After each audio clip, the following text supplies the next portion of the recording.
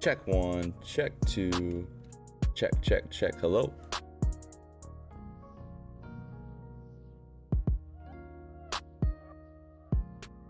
Good freaking morning. How are you doing today? It is Friday, September 10th, 9:03 in the morning. We are getting rolling here.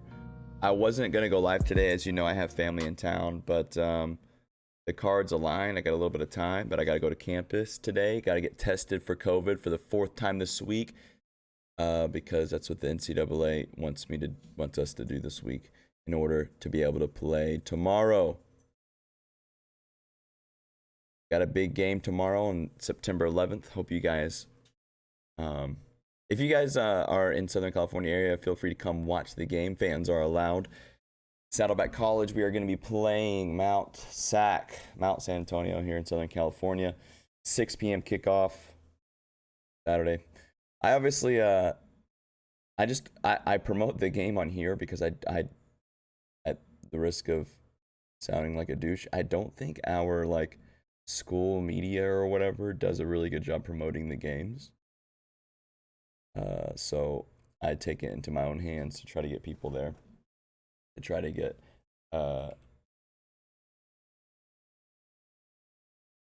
people there. Hold on, I'm trying to pull up an article because it's something I want to talk about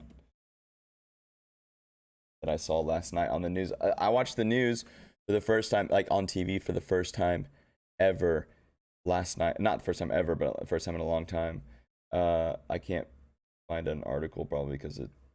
Oh, here. Yeah. This one was published this morning, really early this morning. But I was watching the Cowboys game. Cowboys took on the Tampa Bay Buccaneers. We lost to a game-winning field goal. But I feel like it was a really good game. Dak Prescott hasn't skipped a beat, even though he had that gruesome injury that he's recovering from last season. But it was on the game was on a news network channel, and then the game was over. I walked away from the TV and then came back in, and the news was on. But trust me, I turned it off right after this story.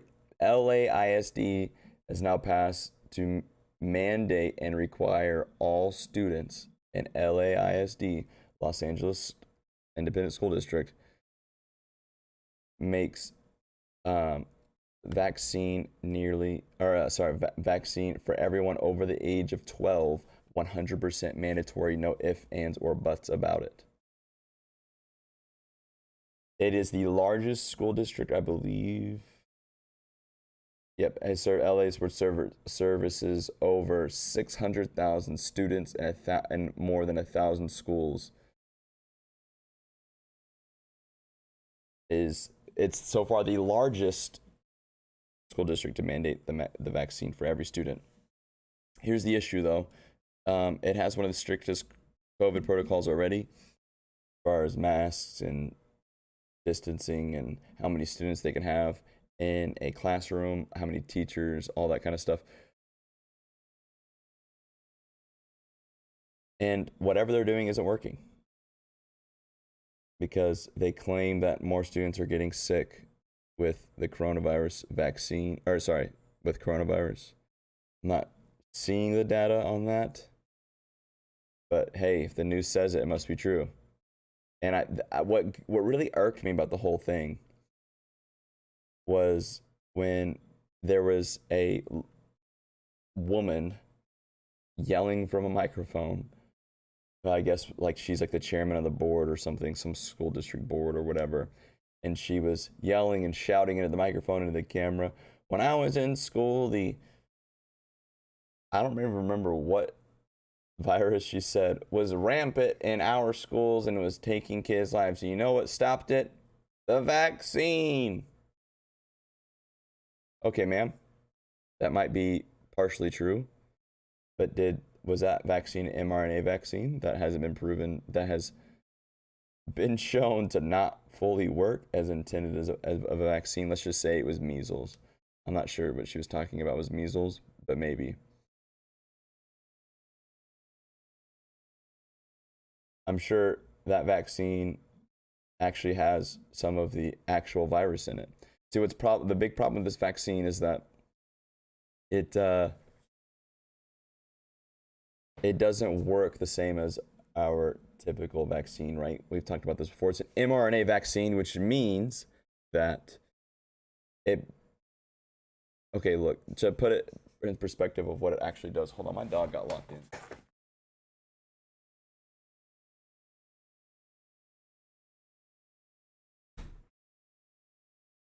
Sorry, I thought my dog got locked into the bedroom. I don't know where he went.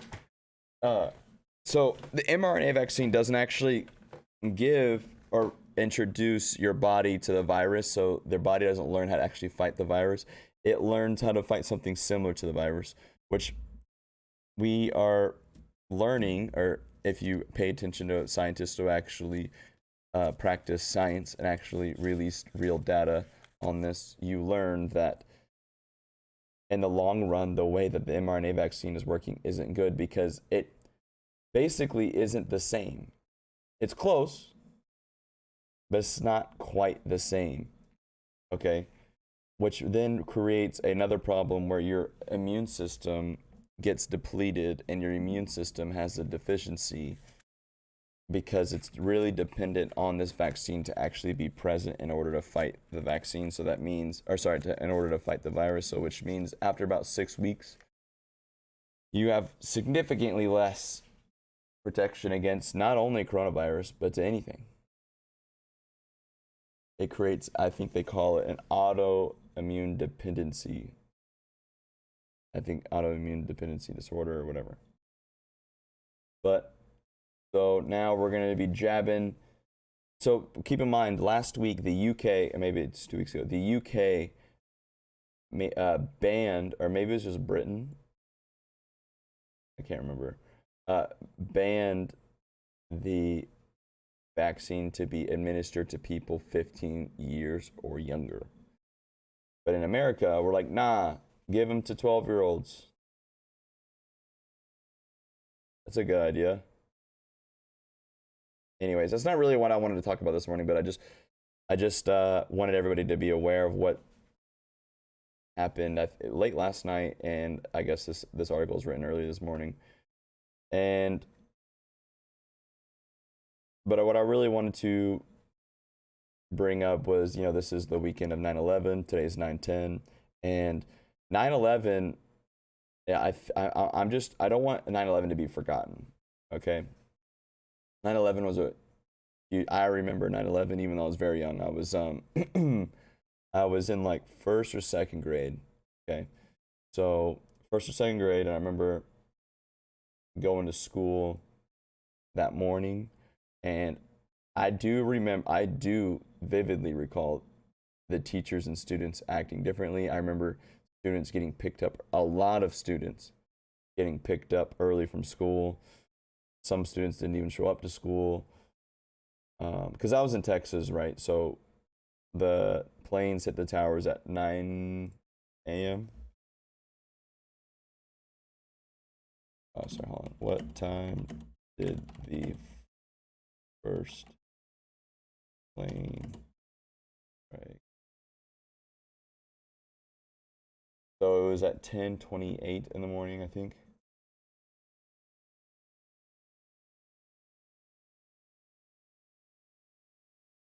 No, that's when the first tower collapses.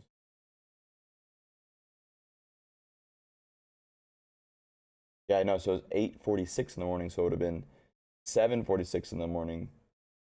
7:46 in the morning, Texas time. So we were still going to school. Like we hadn't quite, like some of us already got to school, but some of us probably didn't. I remember having to go to school earlier because my dad worked. But so I vividly remember students getting picked up from school. Here's the timeline. I'm gonna bring it up for everybody, just so we can go over it. Just to kind of remember how this day went for most of us. Make sure that my screen, you can fully see the screen. Okay, so let's just go over the major events of 9/11.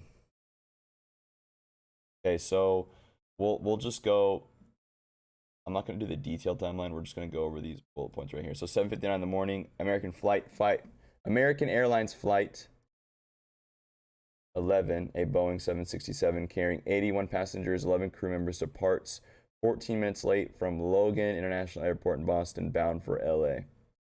5 hijackers are on board. Obviously, they didn't know it at that point. 8:14 in the morning, United Airlines flight 175. So we have flight 11, which is the American Airlines flight, and flight 175, which is the United Airlines flight. A Boeing 767, same plane, 56 passengers, 9 crew members, and it departs 14 minutes late. Also departing from Boston, bound for LA. Also 5 hijackers on board. 8:14 in the morning, at the same time that flight is departing, flight 11 is hijacked over central Massachusetts, turning first northwest and then south. And then 8:20 in the morning, which is 6 minutes later, American Airlines Flight 77, a Boeing 757. I think that's the one that doesn't actually make impact on anything. No, that's Flight 93. 58 passengers, 6 crew members, 10 minutes late from Washington Dulles International Airport. Let's skip forward a little bit. Flight 93 is the one, if I recall correctly, this one right here, 8:42, the one this one was hijacked, was the one that crashed. That is the passengers, I believe, stopped the plane from making impact anywhere, and they crashed in the middle of a field somewhere. 8:42 in the morning, approximately. Flight 175 is hijacked above northwest New Jersey, about 60 miles northwest of New York City, continuing southwest briefly before turning back northeast. Okay, so here are the flight paths. You can see that the ones in New York, sorry, in Boston took off, and then they like redirected, and then this one looks like flight 175 went south and then came back north. Obviously, it was planned way in advance. A lot of planning went involved in 9/11. Approximately 8:50 in the morning, flight 77 is hijacked above southern Ohio, turning to the southeast. Oh, sorry. I missed an important crucial detail. 8:46 in the morning, Flight 11 crashes into the north face of the North Tower of the World Trade Center between floors 93 and 99. The aircraft enters the tower intact. I guess they decided that was a crucial note. So Flight 77 is hijacked over Ohio, turning southeast. Flight 175 at 9:03. So about 16 minutes later after the first plane hits the North Tower, Flight 175 at 9:03 in the morning crashes into the south face tower of the World Trade Centers between floors 77 and 85. Parts of the plane, including the starboard engine, leave the building from the east side and north sides, falling to the ground 6 blocks away.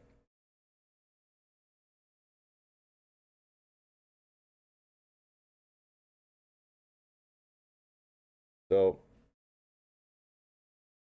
that morning, I remember, I just remember the teachers being kind of different.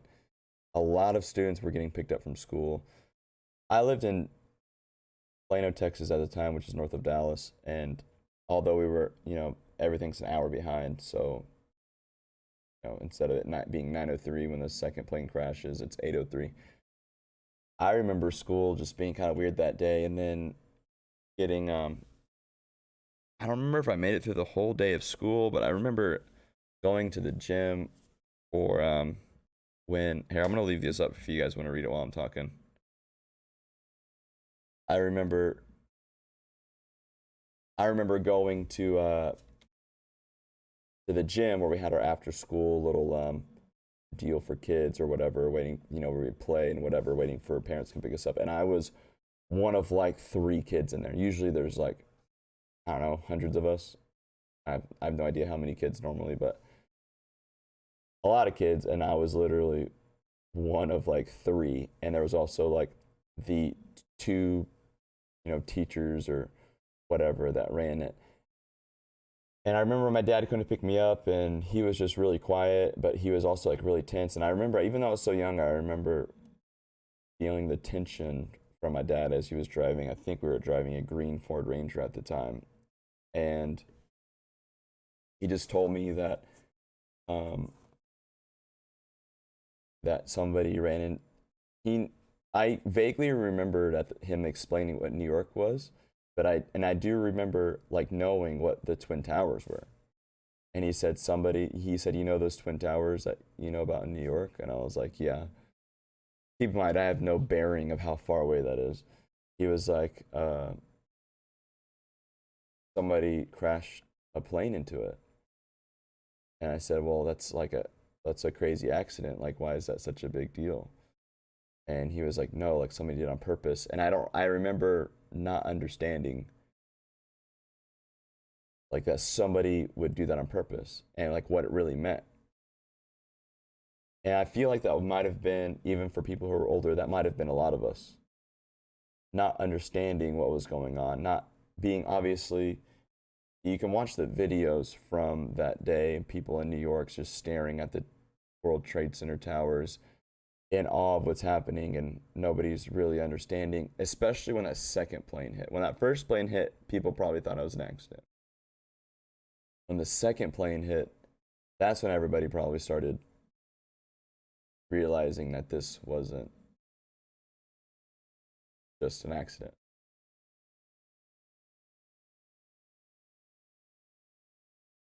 Flight 93, I remember, I'm pretty sure it's Flight 93, which I remember watching a little, you know, mini story or whatever about on TV. Flight 93 had some heroes on board because Flight 93, I believe, was on its way to the White House or on its way to. Because Flight 77, people don't remember Flight 77 crashed in the Pentagon and it started a fire. Uh, at like 9:45 in the morning, I'm looking on this timeline here. All planes were grounded, so the whole country, all travel in the country halted that morning. All planes are immediately grounded.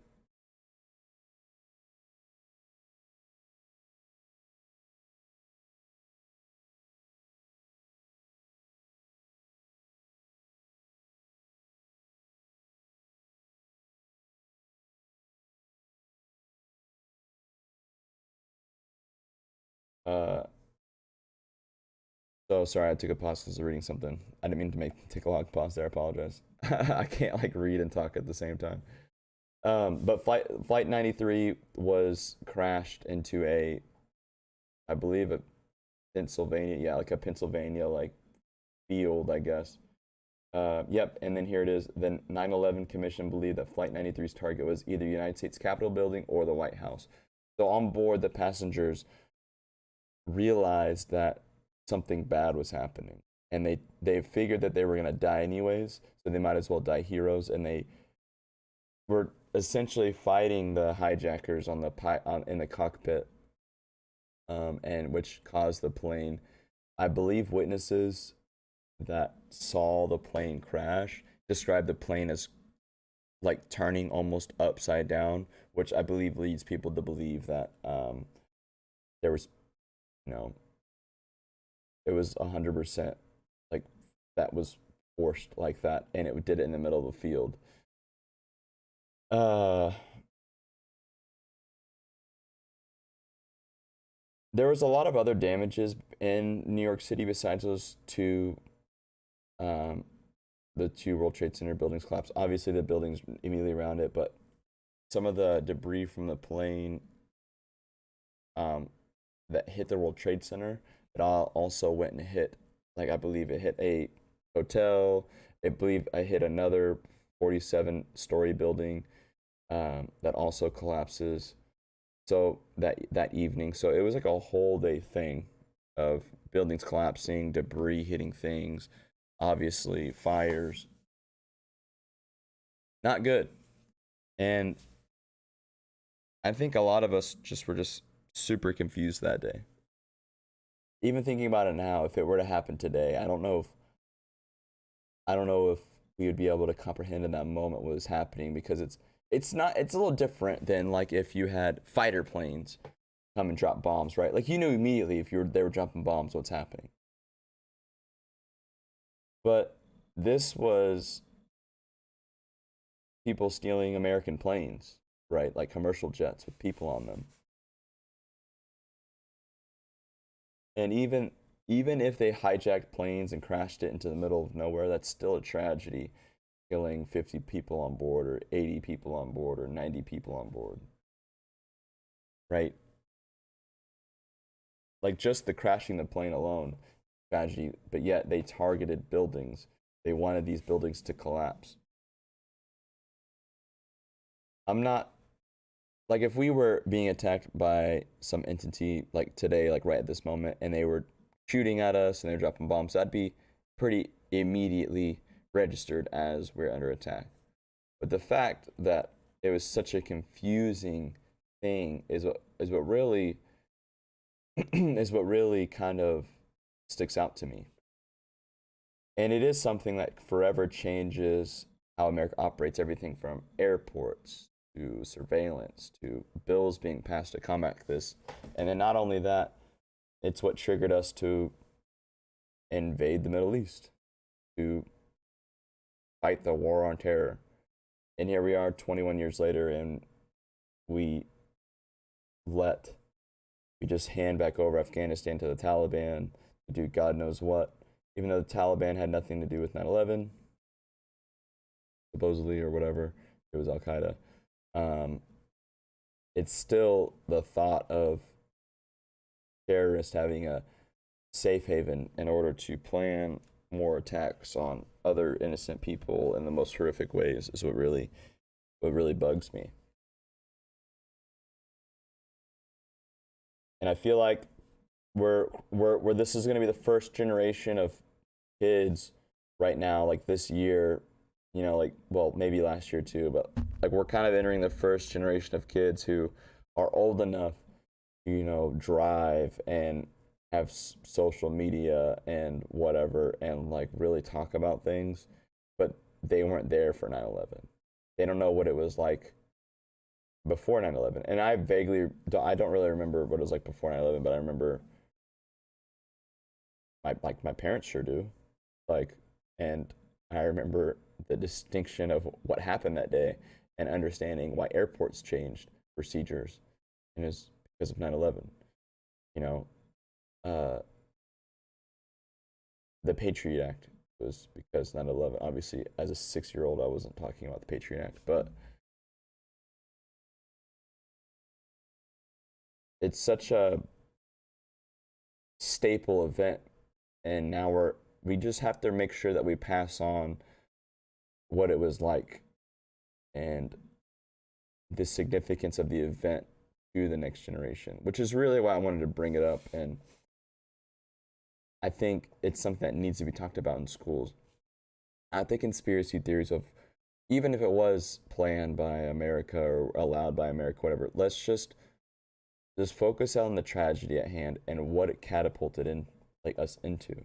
It catapulted us into war, into controversy of how we survey Americans on American soil, what the CIA can and can't do, what the FBI can and can't do.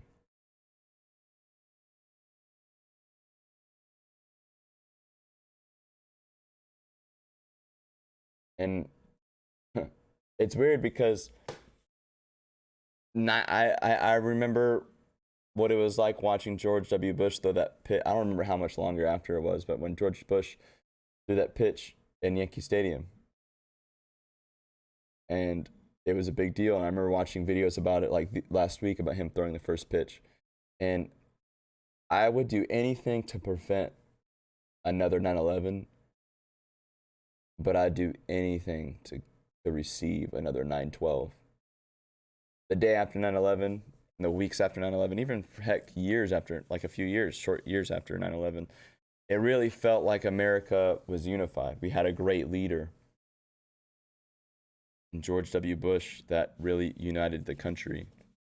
That really, instead of, you know, us fighting about how we're gonna deal with the destruction, like if the president's gonna show up and, you know, who's gonna take care of this and like what laws we gotta pass, and the Democrats want this and Republicans want this. We really united against one. I'm sure there was some of that going on, but in the grand scheme of things, we really united against one common enemy, and we came together as a country. American flags everywhere, right? People couldn't wait to sing the national anthem. I don't know what we need to get back to that, but I'd do anything for it. Obviously, I'm not gonna attack America, so don't put me into this realm of some extremist that's gonna attack the White House or storm the Capitol building in order to bring people together. No. By the way, they're still talking about this January 6th commission and this quote unquote attack on the White House, this invasion of the Capitol building. I want you to take a look at what happened in Kabul and understand that that was an invasion. Okay, what went on January 6th was not an invasion, but that was not an attack. People walked in there with no guns, no training, really probably no real planning other than just messaging saying, hey, we're gonna protest and riot, and for the most part, most of those people just was following a crowd. There was probably just a few people actually leading the way. You really want a definition of an invasion of a Capitol building, look at Kabul.